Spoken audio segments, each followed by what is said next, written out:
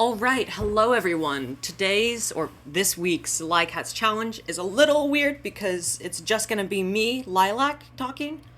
The prompt for this week was on thin ice or something to that effect. So let's just get right into it. All right. The first technique that we're going to be looking at is BB's an icebreaker. This is based off of like questioning. So the idea is that you ask someone a question, or you have a goal that you want someone to answer the question to. You ask them several questions, each one getting closer to revealing the whole truth. And if you can get them to admit something, then it cripples a limb. So again, just like last week's, BB has a problem of execution more than idea. Because the idea is very, very interesting, right? You have this idea of asking someone a question, kind of leading questions, almost an interrogation, trying to get them to admit to something, in effect. But in actuality, in execution, it kind of feels almost confusing, right? So what does this actually work like, right? Does the person being asked questions have to answer them truthfully? Can they lie?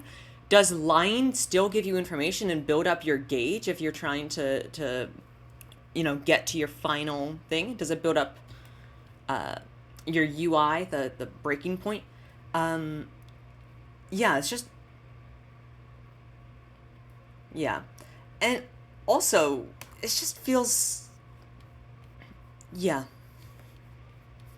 There's not a, I think this could be really improved if you had written out an example, conversation, or confrontation using this technique, right? And so that you can see the mechanics, how it works, how it doesn't, and understand, okay, here's what's going on. It's also kind of, Kat mentioned that it doesn't allow for a ton of creativity on the user side, like on the user's front. So it's very interesting. I do say I really like the thematics of it, but it's just kind of, I think if you were to do an example, say you're trying to prove that someone killed a guy, and then it's like you ask, okay, was the gun in the car yours? Yes or no? And it's like if they tell the truth, then that's giving you clues. But if they lie, I think that's a potential thing of like they can lie about a question, but that builds up, builds up to the breaking point. Like they can basically plead the fifth, builds up to the breaking point, or they can tell the truth, and then you can still get the breaking point if you can then connect the pieces that they told the truth about in order to create an actual thing. It's like, okay, where were you on this date? They tell you the truth. Was the gun in the car yours? They tell you the truth. Was the gun the thing that killed him? They tell you the truth. Then it's like, even if you don't answer, even if you ask, did you kill the guy? And they say no, well, then you can like use their previous answers in order to kind of interrogation them. But the fact as it is now is just kind of odd or weird. Also the fact that like different secrets or different things that you're trying to get are arbitrary, and the only difference is how much cursed energy it requires. It's kind of, yeah. Those are my thoughts. Yes, and Kat ended off by saying, other than the lack of user creativity, it's got a lot going for it, and I think it can easily be changed to become better. Next, to be reviewed or given feedback on is Fly Chair Guy's freezer breath. This technique basically works by absorbing energy of anything that is like within near contact to the user.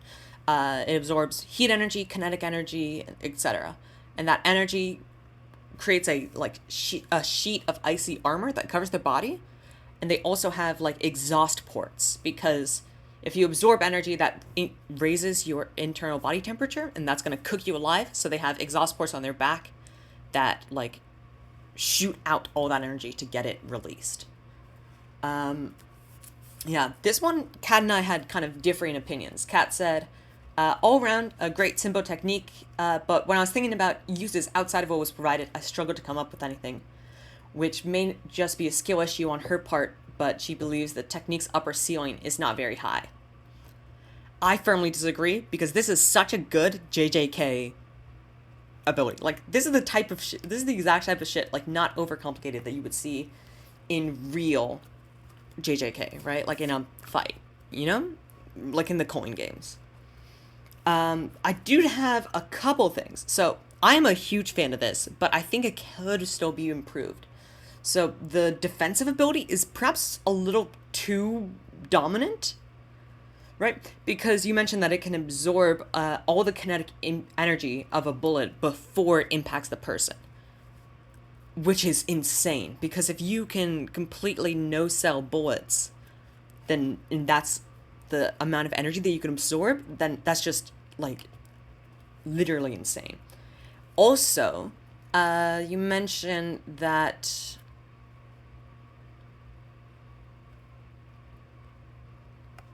Yeah, that energy that is absorbed can be turned into not just heat, but also cursed energy. And I'm a very wary of anything that allows you to gain more cursed energy through the use of your technique. It's something we never saw in the series, except for Hanami's, like, flowers that shoot out a big thing. And even then, she said that she wasn't able to absorb the energy as cursed energy directly and had to have, like, this weird thing of sending it all to the flowers. So I'd say get rid of that. Also, I want to mention that most fights in JJK are fist fights. That's like the series. It's a fist fight kind of idea.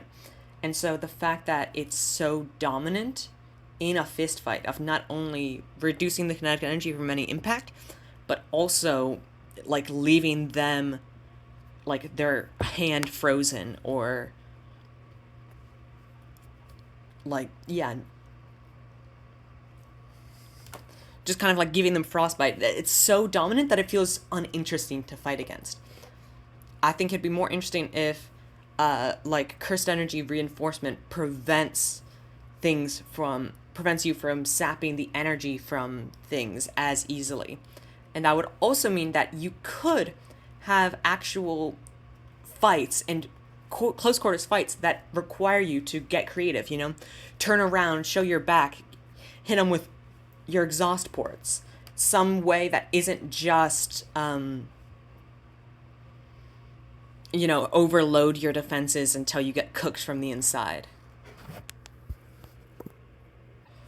Next on the docket is Issa's technique. Issa's did something just called Thin Ice, which basically allows someone to manifest ice-like blades on the soles of their feet and allows people to like move around as if they were ice skating. They also, in their wake, you can create like glacial zones, which are effectively little trails of cursed energy that acts like ice and is brittle like ice. So if you stand there too long or there's a large force, it will shatter. And if done on the ground, that will like get you stuck underground a little bit and like need to be grabbed up. And I'm gonna be honest, this technique is fucking fire. This is great. Like, honestly, so fucking good. Looking at my notes here. Yeah, this is just awesome. I'm a big fan of spray stop, where it's something that you see a lot in like actual ice skating, and like the idea of sending a shower of broken ice as you break. That's so fucking cool. Also, the moves, like it's not extensions, but the moves, the spinning guillotine and blizzard blitzer. It's like this is anime as hell, and I love it. I also like it works really well with the prompt and the theme of like on thin ice. You're literally skating on thin ice, but also everything around you is on thin ice. And it requires like actual creativity, and I can totally see a way in which if this was an antagonist, they would be beaten by the fact that like in order to not fall for your own glacial zones, you need to keep moving. You can't be stood in the same place for too long. So some JoJo's ass hero would like get you into a corner like you're playing fucking Tron and then make you fall into your own glacial zone, and then or you make them think that you always need to create a glacial zone, turn off your laps temporarily, and then like trick someone. Like this is so good. It's so good. Yeah, it's great. I don't really have much negative to say, except I do agree with Kat here, who says the only thing I didn't like was that the big blade was just restricted to the arm. So that's the Polaris Lance. And that it would be more fun and creative if the blade could manifest anywhere. And which I agree with. Yeah, I think also the blade recollection. I'm kind of two minds, because on one hand, I think it's good for balance that like you can only have two blades at the same time, but also it means you can't get like the bobby sled type effect of like basically lying down, blades on your like elbows and blades on your knees and just like whatever. But I don't think that's something you need to change. I just thought that might be something interesting. Yeah, but great work. Great work. Next on the docket is Razor Laser 13's Isocly, which is a pun on icicle and isoptera, or isopods, basically. This technique allows the user to manifest like blue termites with the use of dead skin cells. What the fuck? This is so sick. So it's a mass minion type Shikigami technique. They are semi-autonomous, which I think is something that's very kind of weird, because all that is mentioned is that semi-autonomous, there's not central control because there isn't a queen in termite nests, but then didn't go on to elaborate on like how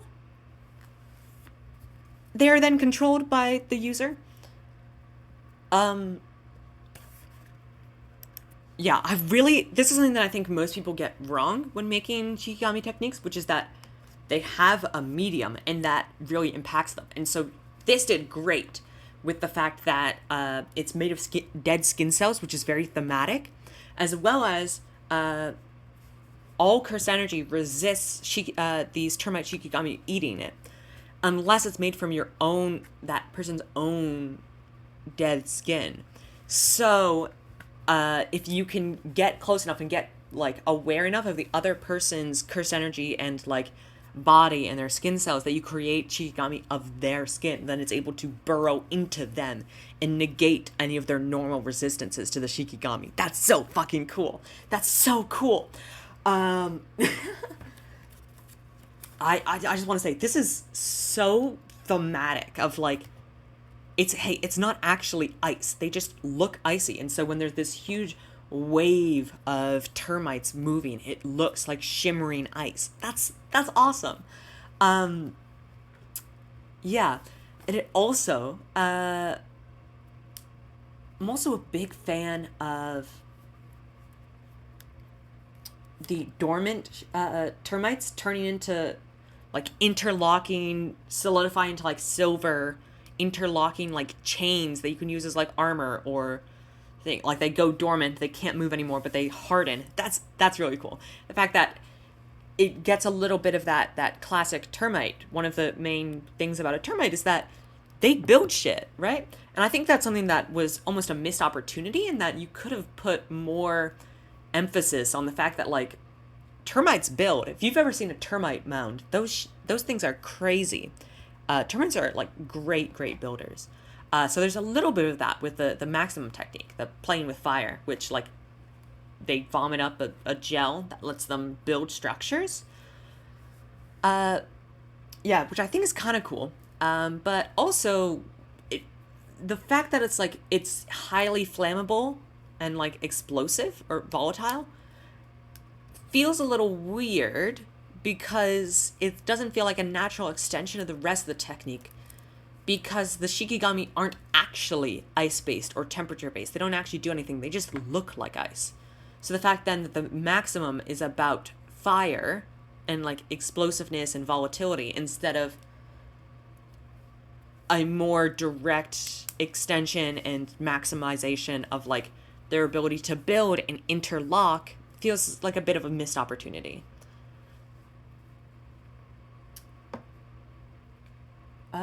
Let's see, is there anything I missed? Yeah, just great. Yeah, great theming, great technique. A plus. Not actually A plus, but like, good. Next up is Ballers, whose CT embodiment of risk is a bit of a weird one. So embodiment of risk, they have a cursed energy trait that where their cursed energy feels cold and numbing. Then they have the ability to summon a coin, and every 24 hours they can flip the coin, and they'll either get a fire-based technique or a ice-based technique.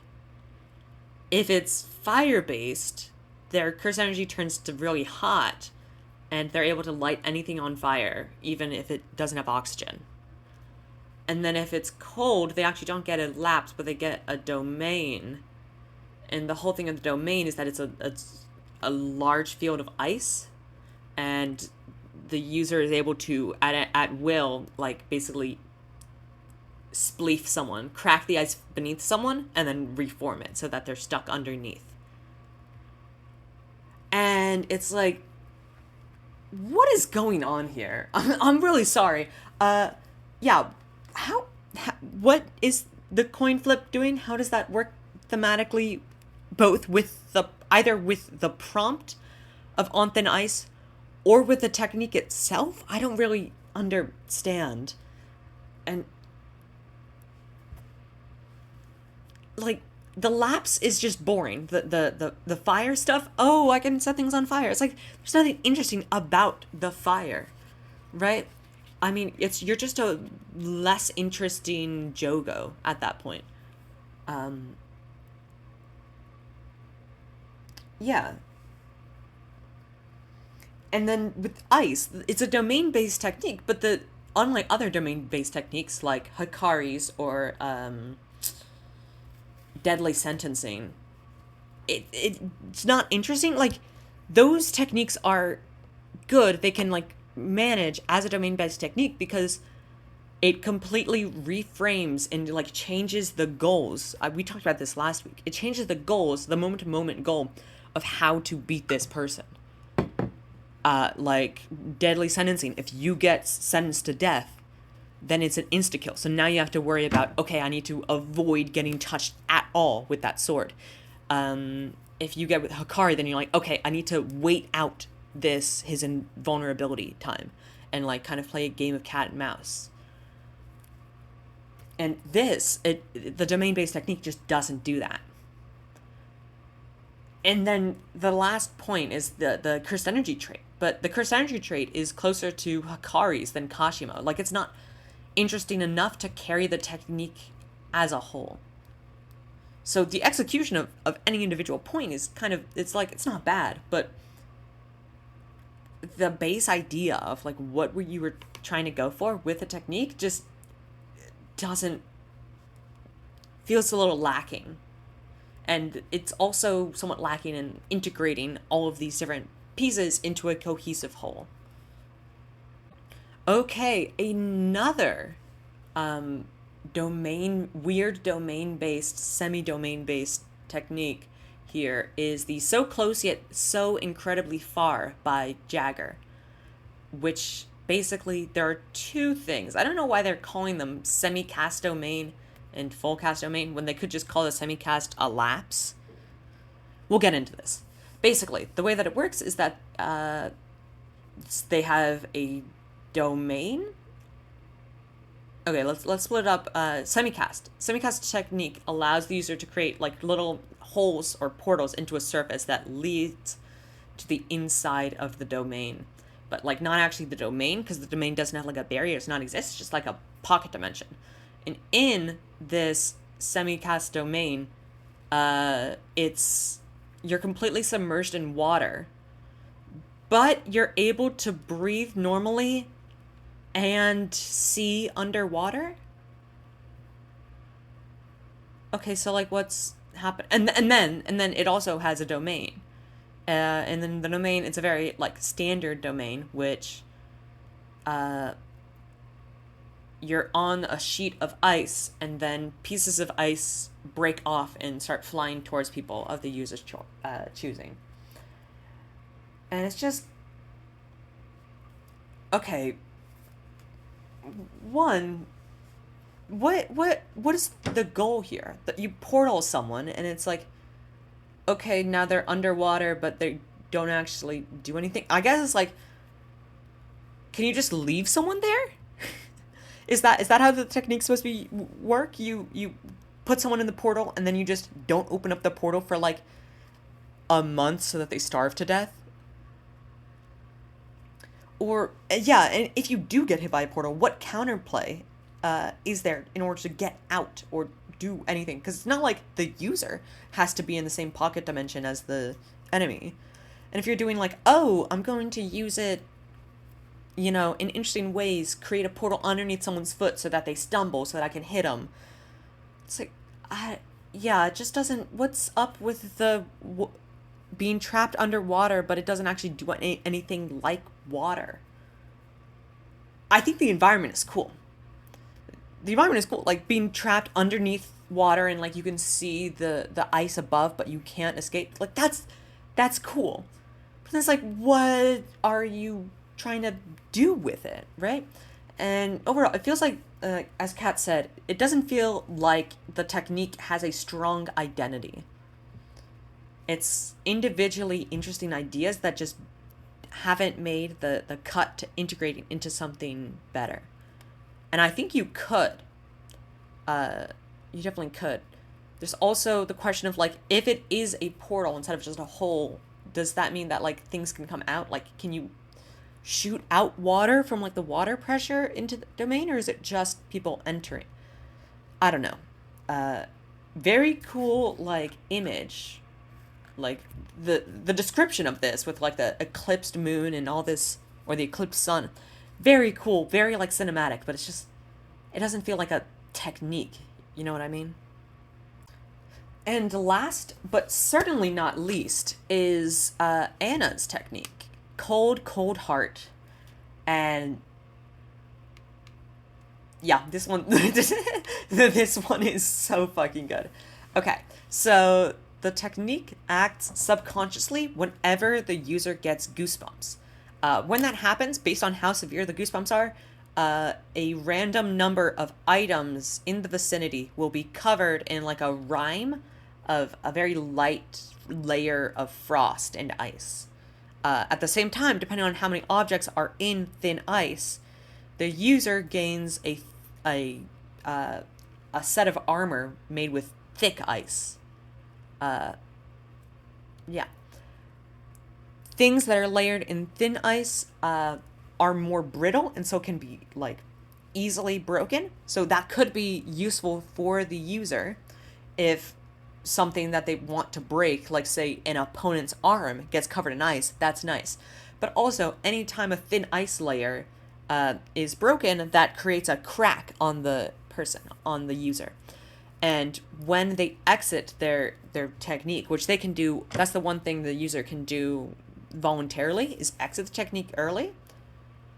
Then all of the cracks in their body suddenly, like, you take that damage all at once. And it's not lethal damage, but it like can disable parts of your body and like cause a ton of pain. Yeah, this technique, it's very like,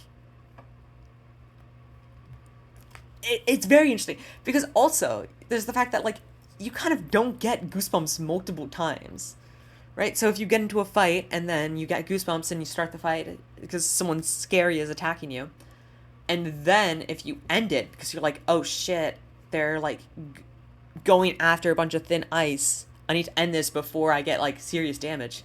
You're not likely to get goosebumps again in that same fight. So you're kind of fucked.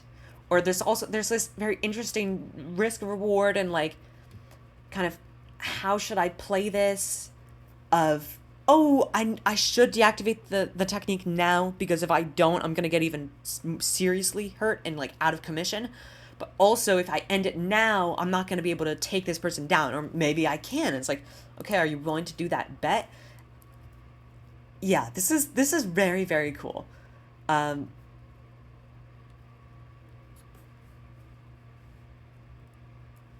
yeah, the technique itself, like in execution, it doesn't really have anything like too interesting in terms of like, okay, in the moment to moment fighting, you kind of just you are fighting with your thick ice armor and just kind of punching and kicking like normal. But the like on a conscious level, on a strategic level, on a tactical level, it changes the win condition. And it like this is the good example of what I was talking about earlier, which is a technique which changes the win condition and which changes how you fight. Very similar to Cloud9 from last week, actually. So I think that's very cool. You have a theme of, doing things well. Yeah, this is a very, very good technique.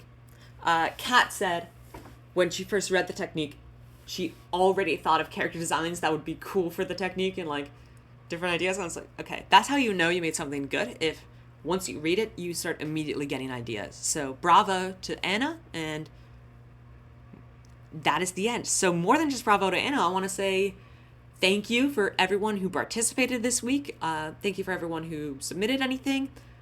Thank you for being chill with how this week's is a little scuffed. Yeah. And so I want to give the rankings of like who won this week. I think in third place is going to be Razor. Razor, who had the Isopod Shikigami technique, just because it is so thematic, it's so interesting. Yeah. Even though there's some ambiguity of how are the Shikigami controlled, and I think there are room for improvement, the core idea of it is so good that it automatically gets third place. In second place, I think that goes to Anna for the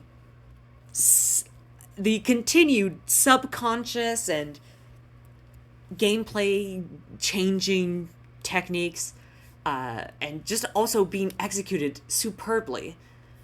And for the final and number one for this week is going to be Issa, who just is... This technique was absolutely great. Kat says it might be one of her favorite techniques that she's ever seen. It's just so interesting, and there's trade-offs, and there's like immediate ideas of how this would work in combat. Issa, congrats, you cooked. All right, so that is going to be points on the board for Anna, Issa, and Razor. Putting the score right now on the leaderboard to Anna has 2 points, and then second place is a tie between Issa, Razor, Baller, and Flychair with 1 point each. The prompt for next week's competition is going to be Rorschach test. Linked somewhere, probably in the pin somewhere, there's going to be an image of a Rorschach test. This is an inkblot test. Your task is to create a curse technique based on whatever you see in the Rorschach test. So not everyone has to see the same thing. It's just in your technique, you need to explain what you saw and then make a technique about it. So thank you all, and I'll see you next week. Bye-bye.